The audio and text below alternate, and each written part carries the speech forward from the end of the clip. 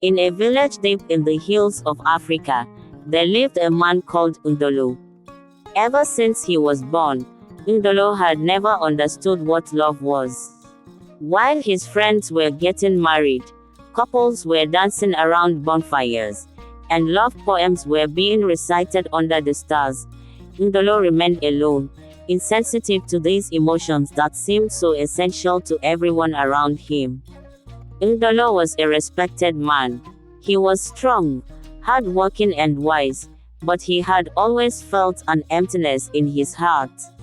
This emptiness haunted him, because despite his many accomplishments, he had never felt that thrill that was said to make the heart beat faster and give wings to the soul.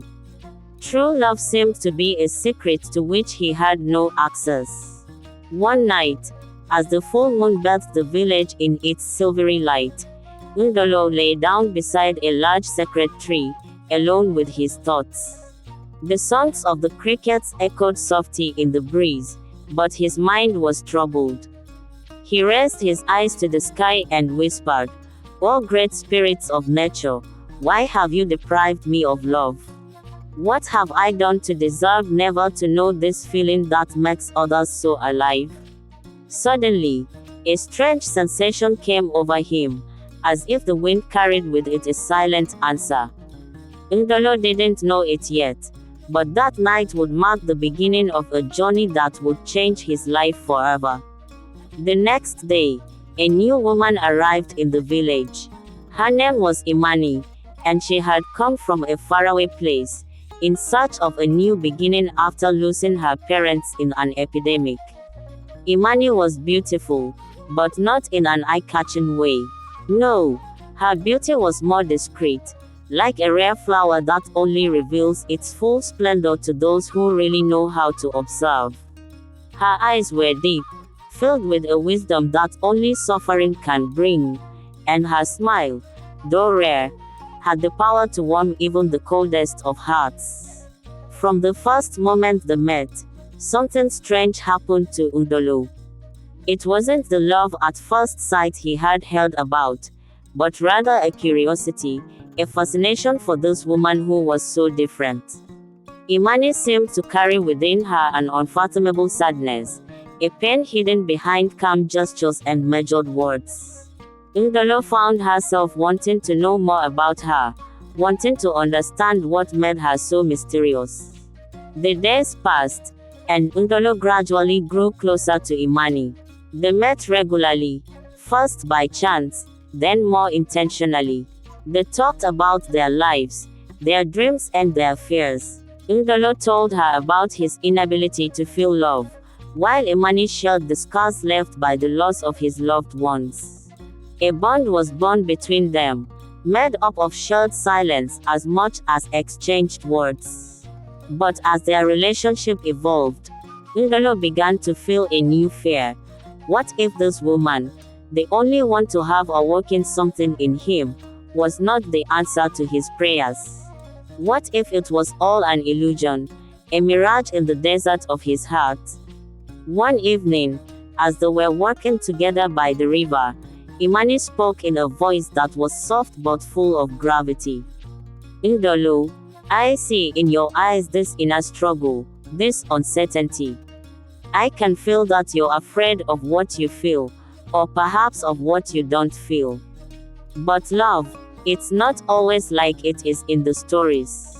Sometimes it grows slowly, like a seed planted in the ground that needs time to flower."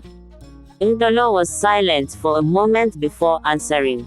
"But what if that seed never grows, Imani? What if I'm just not meant for love? Perhaps my heart is too dry, too arid to nurture love." Imani looked at him with an intensity he had never seen before. "Maybe you're looking too hard. Maybe the love is already there, but you refuse to see it because it's not what you imagined." This conversation deeply disturbed Ndolo. He realized that Imani was right. He had been expecting a flamboyant love, a feeling that would consume him all at once, but perhaps his love for her, though still uncertain, was simply growing in a gentler, more subtle way. The next morning, Ndolo woke up with a strange feeling of clarity. He headed for Imani's house, determined to talk to her, to tell her how he really felt. But when he arrived, he found the house empty. One of the neighbors explained that Imani had been called urgently to her former village to look after a member of her family who had survived the epidemic but was now seriously ill. Ndolo felt a wave of panic rise up inside him. He didn't know how long Imani would be gone, or even if she would ever return. The emptiness she left in his life was suddenly palpable, and Ndolo realized something he had never dared admit. He had fallen in love with her. Days turned into weeks, and weeks into months. All the while, Ndolo waited, living in uncertainty. He was obsessed with the fear of losing Imani. He kept wondering whether she was thinking of him as much as he was thinking of her, or whether she had forgotten him. Every night he went to sleep imagining her return, but every morning he woke up alone.